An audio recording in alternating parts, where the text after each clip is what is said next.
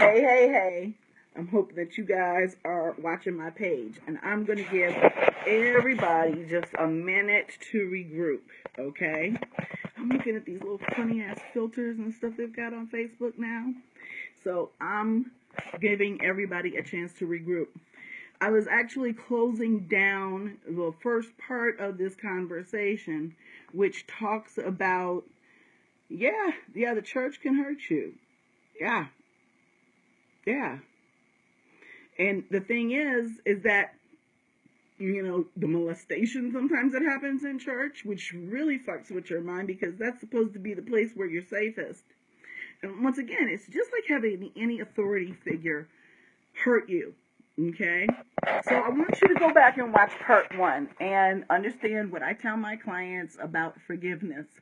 You don't have to forgive somebody who's hurt you. What is important, what is necessary for your soul, what is necessary for your spiritual advancement is getting rid of living in it day to day. Finding a way that you're not still hurting. Because I tell people that, you know, when people get mad, when I end friendships all the time because I don't have time for fuck shit. So the first time I smell fuck shit, deuces. I'm not going to deal with it. I'm not going to go back and forth with you. There's a couple people I've done that for, and they were no better friends than the first time they fucked me over. So I just be like, bye. And I don't sit and talk about them. I don't do vague book posts. I don't throw shade. Somebody asks me about the situation. I'm honest with them, but I don't fuck with them no more. And I'm not sitting up here every day thinking about the person that betrayed me because you're drinking poison and expecting that person to die. So that's what I tell my clients about how to deal with this incredible hurt, betrayal. And I'm gonna be really fucking honest with y'all. There's some shit that people have been through that they ain't never gonna get over.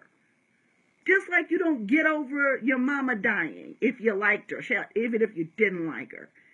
You don't get over that. You don't get over losing a child. But what happens is, as time goes by, that open wound closes. It doesn't completely heal, but it starts to close. But if you stay wrapped up in that shit, you're going to end up with gangrene of your soul, and it is going to eat you to death. And then it is going to cause diseases like high blood pressure and diabetes, which we are now have a genetic predisposition for because of our PTSD as Black people. So I'm going to kind of segue into my other conversation about culture vultures.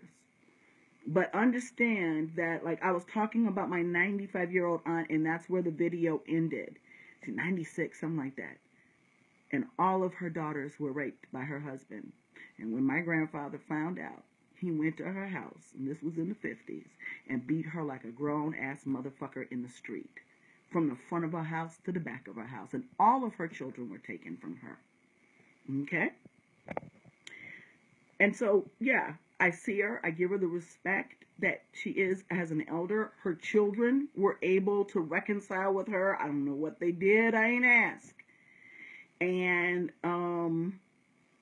you know, and I even reconciled with my own abuser. I didn't even need that person's apology, you know? But at the same time, in the case of my aunt, hell no, I ain't running to Chicago for her birthday party. No, I'm not. I'm not going to do that.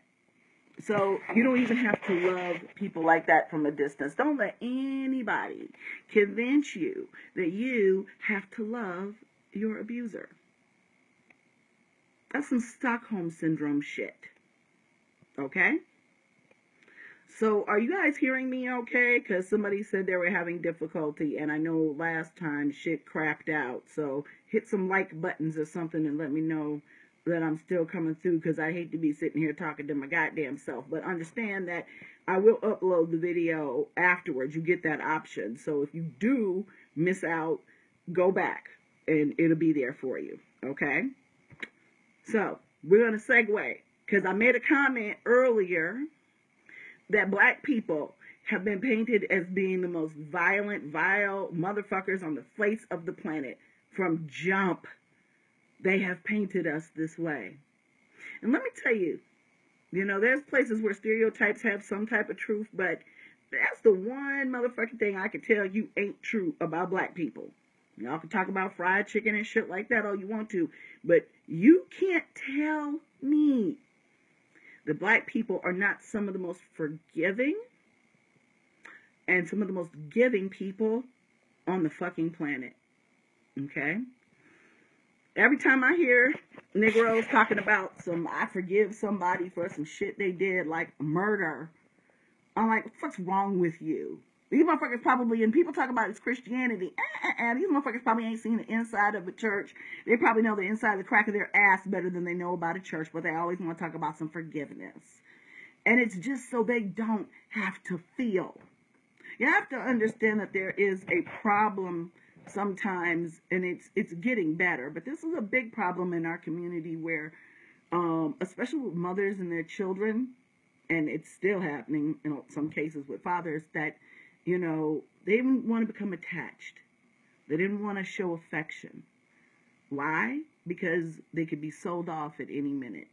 And what people don't understand about black people, and what black people probably don't even understand about themselves, is that we still live under the legacy of slavery every fucking day of our lives. And that brings me to my next topic, which is culture vultures. Now, you know me. I'm readjusting here. I am not the type of person that's going to sit up and say, oh,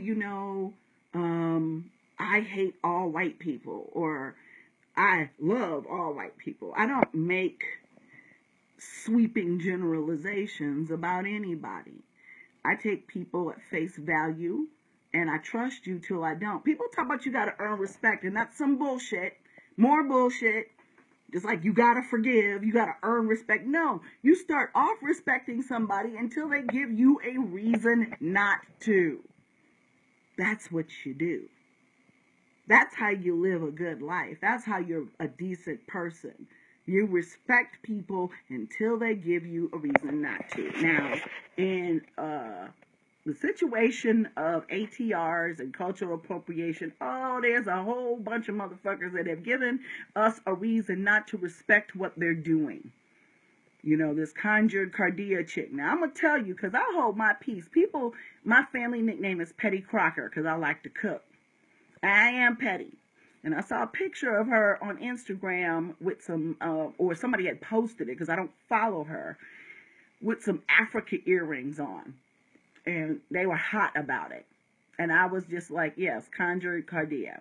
She ain't the only one now, okay? And I was going to be petty, and I was going to post it. And I was like, no, I'm going to leave old girl alone. Because I got better shit to do. I always got shit to do today, as Cat Williams says, than to sit up and talk about what other practitioners are doing. But you all know that when, a lot of Jewish people call themselves practicing hoodoo. What I'm going to say about this is this. I've told people, I have had white students, and she's kind of like Rachel Dolezal, and I kind of feel bad for her, because it's like not having a home, or you got black behind those $2 earrings.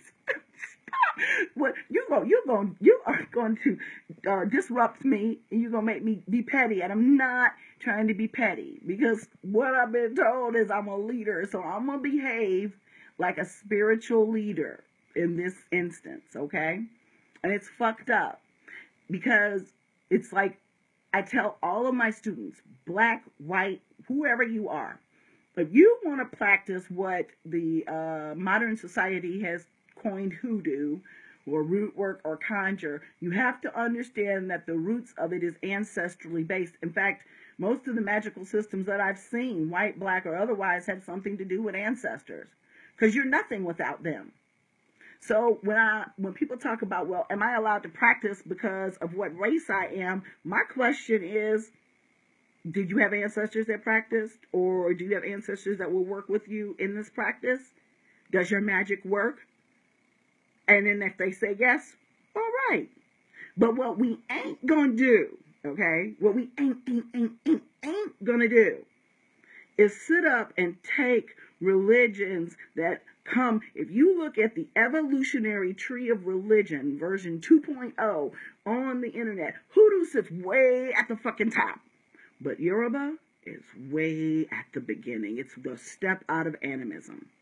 You are not going to take religious practices that belong to my people and try to make a fast fucking buck off of it and do it wrong.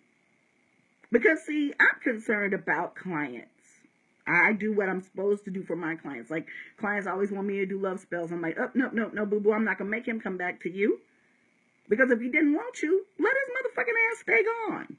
Now, what I will do is I'll do some love work so you can love yourself.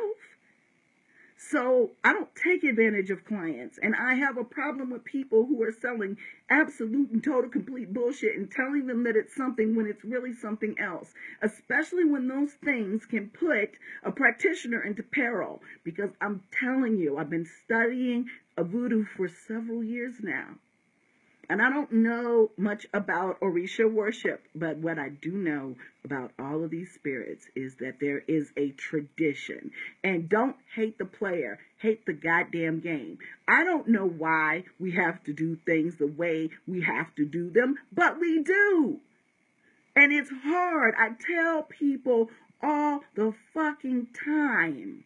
That's right. If you got a hoodoo him, he is not your dude. But I tell people all the time, you better think very carefully before you jump into ATRs, especially if you're not black, because you owe the descendants of those ancestors, those spirits, and those gods respect, unless they have given you a reason not to respect them. And you come into a practice, you learn its secrets and its rules, and then you go and you decide that you want to change it. Well, I don't have to do nothing. You know, it's funny because what I did see among the black practitioners, which I was really proud of, was not a single one of them said, I'm about to curse this bitch. Not one. They expressed their anger and their outrage, but people who know the Loa and know the Orisha well know what's going to happen to that girl. And instead, feel sorry for her. You know, using Veves for the Orisha, I mean, that's like fucking ATR 101. You know, putting candy in a legweed. But baby, bye. I think it's a legweed. Maybe is it Eshu? See, and that's me. I am not an Orisha follower. But whatever had there, she had there. I know when I go into Botanica, I'm not gonna pick that up. Cause guess what? I'm black. It ain't mine. It is not mine. I'm not a priest or a priestess that can properly fix it, attribute it properly to a spirit, and give it to someone. I don't go picking up things for Ifa and Santeria because I don't have Oshun candles. Y'all never see me sell an Oshun candle. Okay? You will never see me sell any of the Orisha's candles because it is not my practice. I practice what I preach. I've never claimed that I am a priestess, and when I become one, y'all will be the first to know. Because then the spiritual work is going to be on and popping, because I am not a magician. I'm a spiritual worker, and there is a difference. I practice magic, but I work with my ancestors, your ancestors. And that's why I don't do a lot of work for people, because you have a direct line to your ancestors. When I come knocking on the door, they'll be like, who you? Do I know you? So I would much rather teach you how to use this stuff and do it yourself. But understand, you know, I keep calling root work the gateway drug. Because once you get into root work, and when you find out about the Loa, and I'm not going to say that I will never be an Orisha worshiper. I'm never going to say never. I love the Orisha, but I'm going to give them the respect that they deserve, and I would only speak about them if I've been properly trained. Y'all don't hear me sit up here and talk about voodoo, even though I've studied it for years, because that is not my place. And that's the problem. Motherfuckers need to learn how to stay in their lane. You know, there's a variety. Is when she was just doing the hoodoo stuff, you know, hey, you do you. If you got customers and it works for you. And then people like us, I got 2,000, I ain't even got 2,000 followers on my Facebook page, but I got 3,000 Facebook friends.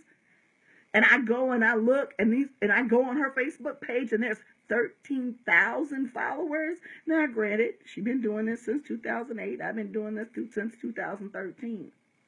But, you know, think about the revolving door of misinformation. And think about when, you know, the one thing I've always been taught by any Mambo or any Ngan is that the way you approach these spirits is very important. And that if you approach them wrong, you might have some problems. You'd be lucky if the spirit ignores your dumb ass. But they can make your life miserable. So I would think that, you know, and I don't know about the people that practice Ifa and how they've been trained, but you know what I love about the ATRs? There's a lineage. If I initiate and somebody comes up and there's things that we can speak of that only we've been taught, because you were taught at different levels. I had one person, and I had to get rid of her, once again, another white person, who initiated and probably didn't receive much of anything. Because she tried to tell me that a Hunsi and a Sagwe and a Supwin and a Sagwe learned all the same things. No, you don't. You're not even supposed to be in the same Jevo. So you got people always talking out the side of their necks, mistrained by the mistrained by the mistrained. And what I tell people is I never tell people who are not of African descent, because you do your DNA. I know some folks that look white and they pretty goddamn black. Okay? Now, whether they're black mentally is completely a different story. There's two parts of being black. Your DNA is only a small part of it. The rest of it is your mentality. And I have grown up with people who look white, like my cousin, who is blackety black. But if she went into a group and she said some shit like she was black, they'd be going off on her, not even fucking knowing that my mother and her father are brother and sister. And I'm a quarter white, and I'm not mixed. Her mama's white. So, you know, but she was raised black. She practices. She's one of my clients. She believes. But she was raised black. But she looks white. So what I encourage people to do, first of all, like I said, if you start from the perspective of you respect somebody until they give you a reason not to, you won't have a whole bunch of problems in life. Okay? And so I don't automatically look at somebody who's not black and say, oh, you know, they don't want you. But I'm going to tell you this, on the other side of this, right, mixing medicine. Well, you know, we live in a world where people fall in love and they can't control that.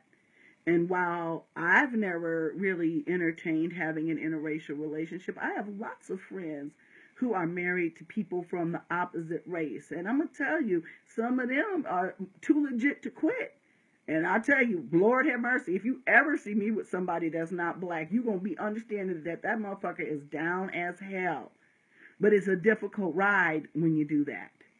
So I don't condemn people for their choices. But I let people know, especially when it comes to the ATRs, you know, what are you trying to do here? Why are you trying to initiate? What is your goal? Is it just power to, you know, expand your magical practice? Or do you have a true spiritual meaning for coming to these practices? And I don't care what color you are, black, white, indifferent. It's a lot of work. It's a lot of study. And there are people of all races who are devoted to that. But what I'm going to tell you as an African descendant is this. I've always wondered, and now it's been proven over and over again, that when people are who are not, and that's especially like America, Haitians can see me as Blanco, okay? And that was my biggest concern when I was choosing the mambo that I would, or the mambo chose me, however that goes, the spirits chose the mambo. But when I was in conversations with different mambos, I'm like, look, I'm not white. And when I get to Haiti, I don't want to be treated like a white person. And I want to come away with some knowledge, because it is common knowledge that they're just taking people's money. You got to understand that the Haitian Revolution was the only successful slave revolution in the history of goddamn ever. Ever. Now, we all know that the Haitian Revolution was powered by voodoo.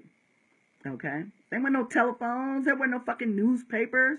How do these people know to jump off and kill all these folks in one fucking fell swoop? And I'm going to tell you this. When that whole revolution kicked off, that information, would you give it to your oppressor?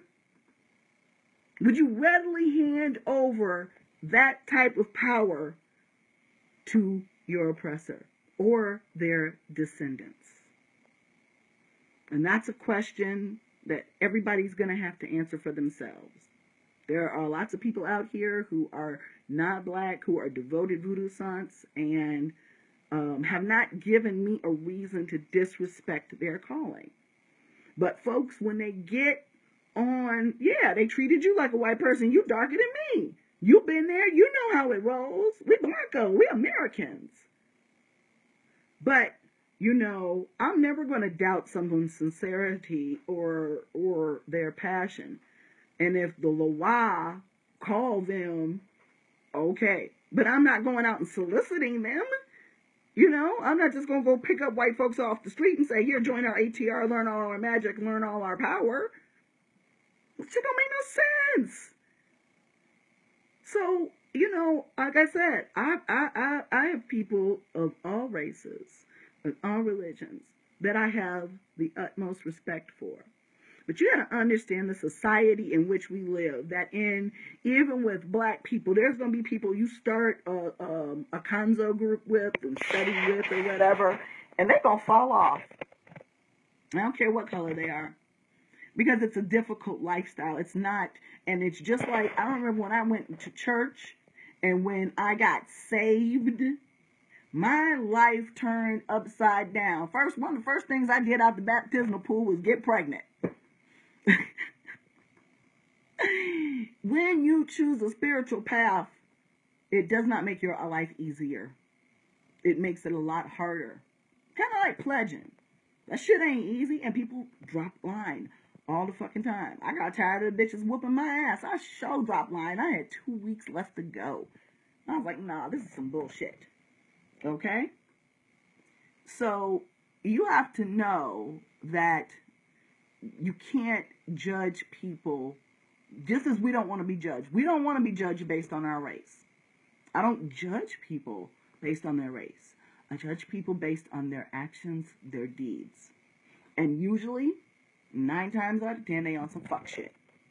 And they give themselves away immediately. I had one white dude tell me that he was going to be initiated to enhance his shamanic practice. And their whole house, I don't even know why they let him in. This was another house in another lifetime. They didn't want it, but they let him initiate anyway. Because whatever the Lawat told that Mambo, he needed to be initiated. I'm not going to question a Mambo. I'm not going to question Ungan. I'm not going to do that. That's not my place. And that's the problem. People don't want to stay in their goddamn lanes. People that know nothing. Come on, it's not that hard to learn the rules of an ATR, the basic public rules. That Orishas are not represented by Veves. She didn't even pick up a goddamn book. Okay? And coloring is in a boundary. I don't want people. You're right. It's beauty. I see color. And I don't want anybody telling me that they don't see color, because number one, that means you don't see me. And when you don't see me, you don't see that my life is different from yours. that my experience has been different from yours, and you're going to take for granted that I've had all the opportunities and all of the things that you have had with your white privilege, which ain't so. I've always had to work twice as motherfucking hard for the same motherfucking thing. I'm almost 50 years old and buying my first house when my white friends had their houses when they were 25. Get the fuck out of here. And I had more education than they did. Something ain't adding up in this fucking water. And that's the problem. If you want to get to the crux, and I explained this in a group the other day, of why a lot of black people have issues with non-black people and ATRs, is because we have these religions to fulfill a specific purpose in our life, and that purpose is survival. When someone comes from the outside and has never had to fight for their own survival, and they interlope into a religion, it doesn't mean the same thing. It's not going to. So, when I look at the fact that this is our power, this is our survival, and I just always have to question, why do you want to do this? If anybody comes to me, I've had lots of people come to me that are not black and ask me about voodoo. And I'm like, why do you want to do that? Where do you identify with that? How are the spirits calling you? Where do you feel like you fit in with this? And if a Mamba or a Ngan says that they do, then they do. But what everybody needs to understand is that with these religions, and I can't speak about other religions, that if you don't follow these traditions and you don't follow these rules, the spirits are going to work on you. And like I said, I don't have any enemies, but I don't think I would wish that on my worst enemy. So, all you can do is when you see somebody doing these things, we can talk about it from an educational standpoint. I enjoy a good dragging though, and folks dragged the shit out of her, and I was like Celie, I was there for every fucking minute of it because I'm petty. But the bigger problem with this is education, and we have the miseducated teaching the miseducated, and so she got all these clients thinking she's doing something amazing for them, when exactly she's doing them a disservice. That's the problem. Not the pearls clutching chest. What is this white woman doing with this, and this? Because the color shit is secondary. But when I see her, I guess at Lake Michigan, talking about some Oshun and has Freda's Veve, and then on her page when she said it was Danto's Veve, and they were like, no, Danto's Veve has a sword through it. And even they weren't a voodoo song, but they knew that. And she was like, no, this is Dantor. No, it wasn't. And it was really kind of a sad excuse for Freda's. So, it makes you, people, you have to understand that people who are not in this for the right reasons. I didn't practice magic because I wanted to. My whole adult life without doing this until I was called. And even then, I was just like, do I have to do this? I'm like Jesus in the Garden of Gethsemane. I'm like, okay. If I got to do this, I'll do it. But do I have to do this? Okay? And those were the questions I fought with. And a lot of it had to do with the way people behaved online. I'm like, do I really want to be involved with these folks and this bullshit? And then I realized it was the company I was keeping, so I severed company. So you really have to go and work with people who are trained in the tradition, preferably living in the country where that tradition was birthed.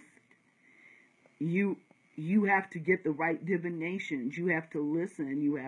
There's a lot to learn in these traditions. One of the reasons why I haven't really been able to study much about the Orisha is because that is a very complicated system. And now, as I go on with my studies, I realize how much more complicated voodoo is than I thought it was. And why? Because when it got here, it changed, it simplified, it watered down, folks switched things up.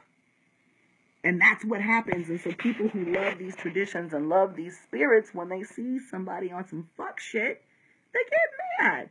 You have to understand that people who are priests and priestesses in these traditions, they've devoted their lives to this. Mambos and Ngans are not even supposed to work. That's how busy they should be with their house. So when they spent that money and spent that time and used that devotion to learn how to do things the right way, hell yes, they're going to be insulted when they see somebody pick it up like it's one of those little plastic, those big plastic balls at the grocery store. You know, that's what I envision. Every time we go in, I finally bought my 15-year-old daughter one of those big-ass blow-up balls because every time we went in the store, she kept playing with it. And I'm like, okay, we're going to have to make one of these yours. But when I see these people doing these things that are highly inappropriate or trying to turn religions that have been here since the beginning of time into something that they're not, because although our spirits have been here forever, because the last time I checked, the oldest people still were from Africa. So the minute we realized that we had gods and spirits, and I don't know the connection, there's a lot of stories about how the Orisha became to be, how the Lawa came to be. I don't know when people first started recognizing them, but they've been here. They have no end. Then their beginning is not to be pointed out by any human being. So you're not going to come change that. Not on my watch, not on anybody's watch who has a love and a respect for these spirits, just like your kids. I respect my spirits enough to have fear of the consequences of if I misbehave. And that's the same way. I learned so much about spirituality from actually being somebody's mother. I learned how to mold someone, shape someone, and discipline someone without wrecking their soul or their spirit. So that was the biggest thing. And so they helped me to see how the spirits work with us. My children helped me with that. So a lot of people want to do their own thing. And you know what? Solitary practitioner, creating some type of new religion that doesn't use the names of our gods and spirits in vain. Do your thing, boo-boo. I'm going to support you. If your gods work for you, that's fine. New religions are created every day. But let's not fuck with our people's stuff. If you want to be involved in it, you got to do it right. And I don't care what color you are. And it's not for everybody. And I cautioned somebody I was reading for today. I said, look, you want to explore your spirituality. Well, when you know better, you do better. So don't dig so fucking deep. Because once you know better, you got to do better. You're going to end up in the belly of the whale. So how much do you really want to know? How drawn to this are you? How important are these spirits and these gods in your life? And if you can honestly say they're like everything to me, then yeah, go and study with the right people and have them vetted and speak to their godchildren and talk to other people in the lineage. And then, make the right choice. There are scam artists of every color. And the part, I don't know, I'm not going to call that woman a scam artist. She might just not know what the hell she's doing. Maybe she learned, once again, misinformation. And what that does is it degrades this. And there's absolutely no reason why an ATR should be degraded, because the very basic information is still online. When my mama tells me something and I don't understand how to spell it, I can go in and look at lists of voodoo spirits and Loa and find out what family they belong to, how to spell their name, how to pronounce it, And you can say that. Like I said, if I'm a betting woman, yeah, she's a fraud. The bottom line is, even if she's not a fraud at her in her core, she's practicing fraudulent practices. And that makes you a fraud, then hey. But like I said, had she not done that, I wouldn't have said nothing. Because like I said, I respect people until they give me a reason not to. And it's not hard to find out basic information about these religions and the spirit on the internet. And yes, there's misinformation, but that's why you study. Just like when you're making a root work formula. If I want to know the purpose of a root, I'm going to look at about 10 different sources and say, what is this root used for in magic? For these people, this person, the other person. Who says this, who says that? And I'm going to take the most common denominator to apply my meaning of what that magical purpose of that root is. And that's how I teach my Root Work 201 class. But if you're going to pick up one book, look at one website, yeah, you run the risk of a lot of misinformation. And they don't do that to you when you go to college. When you get to grad school, you looking at all kind of stuff. When you take when I took my, what do they call those? Not confirmation. Comprehensive exams. They gave me the authors and their works. But beyond that, I had to read those books. And then I had to go and read what everybody else was saying about those books. And then I had to go and read other authors that wrote books around that time. And it gets even harder when you go get a PhD, and that's why I said, fuck it. So if you don't want to research, then don't do this. If you don't want to do it right, if you don't want to honor the very spirits that you say you are repping, don't do this, because you're going to cause people irreparable harm. At the very least, the magic isn't going to work. Somewhere in the middle, they're going to be misinformed. Somewhere at the high end of this fuckery, their lives are ruined. So a spiritual worker has an obligation to do right by their clients, not simply because they're giving them a dime. You know, I tell my clients every day, I don't need your money. I like your money, but I don't need your money. But what I need you to do is the right thing for yourself, so that whatever magic is done for you or you do for yourself, it actually makes a difference in your life. And when people don't do that, I got a problem with that. A real problem. Because I don't like hurting people. And I don't like people making a fast buck off of anybody for anything. And that's the problem. So, you know, it's not really, you know, for me, you know, the color part of it, yeah, it disturbs me because these are practices of my ancestors. But the real problem that I have is you're doing it wrong. That's not how any of this works. So that's what really makes me angry. And I know, like I told you, I don't sit up and talk about the Loa. I don't sit up and give lessons about the Loa. Why? Because I am not a Mambo yet. But I can promise you that when I do become one, and that is my destiny, that I'm not going to have no fuck shit.